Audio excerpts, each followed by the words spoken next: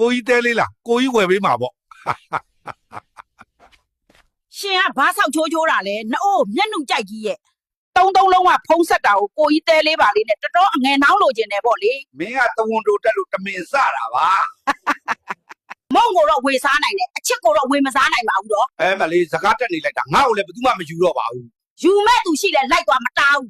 ကြောက်တယောက်တည်းနဲ့မဖို့ချောင်းနဲ့အကုန်လုံနေရတာသူကြတော့ဘာမှမလုပ်ဘူးလာကြောက်ကိုလောက်ကူအောင်ဖုံးကြီးပဲသုံးမနေနဲ့ နင်မို့တိတ်မစားနဲ့အောင်နင်တွေးတက်နေတယ်ဆို စားမယ်ကြောက်တဲ့ရင်လည်းရှင်းမရင်ငယ်ထားလို့ရတယ်ပေါ့ ဟုတ် မိုဟင်းဆိုကြောက်ကအရန်ကြိုက်တာမနက်ကဈေးထဲမှာတွေ့လို့ဝယ်လာခဲ့တာအာ ငါ